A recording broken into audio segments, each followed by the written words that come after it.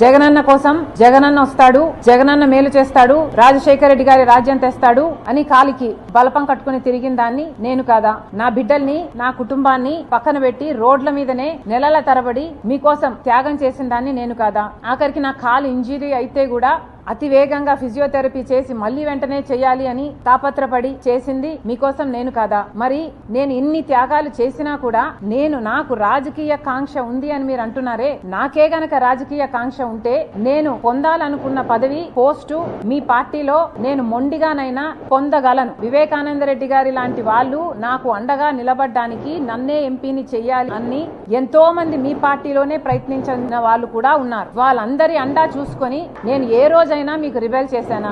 నాకు రాజకీయ కాంక్ష గాని, డబ్బు కాంక్ష గాని ఉంది అని మీ మనస్సాక్షిలో మీరు నిజంగానే నమ్ముతున్నారా? నాకు రాజకీయ కాంక్ష మీకోసం మీతో ఉన్నంత కాలం, మీరు ముఖ్యమంత్రి అయినంత వరకు నాకు రాజకీయ కాంక్ష లేదు, నాకు డబ్బు కాంక్ష లేదు. నేను ఏం చేసినా మీకోసం చేశాను, నేను త్యాగం అనుకొని చేశాను, నా అన్న కోసం అనుకొని చేశాను.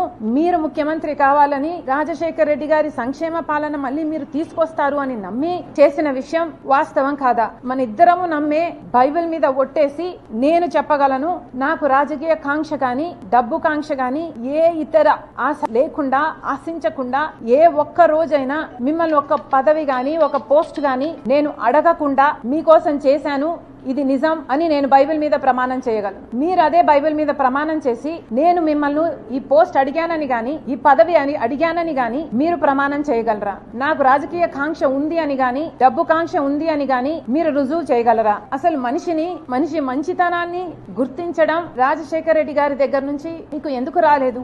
ఏదైనా ఒక లావాదేవీ కోసం, ఏదైనా ఒక లాభం కోసం ఆలోచన చేసే మనిషి కాదు రాజశేఖర రెడ్డి గారు. ఆయన బిడ్డను నేను ఆయన హృదయానికి దగ్గరగా, ఆయన మాటలు వింటూ ఆయన హృదయంలో హృదయంగా పెరిగిందని ఆయన ఆశయాల కోసం ఆయన ఏ రకంగా అయితే త్యాగం చేసే మనసు ఆయనకుందో ఆ రకంగానే నేను కూడా ఆలోచన చేయాలి, ఆ రకంగానే మీకు నేను సహాయపడాలి. అంత నిస్వార్థంగా మీకోసం నేను త్యాగం చేశాను, మీకోసం నేను నిలబడడం జరిగింది. ఎంత బహిరంగంగా రాజకీయ కాంక్ష వల్ల నెపోటిజం అంటున్నారే.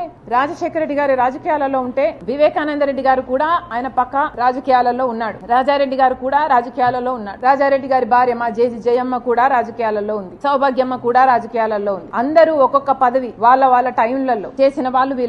వాళ్ళంతా ఒకే జనరేషన్ కు చెందిన వాళ్ళు. జగన్మోహన్ రెడ్డి గారు నెపోటిజం గురించి మాట్లాడుతున్నారు. మరి ఆ టైంలో నెపోటిజం ఉన్నిందా?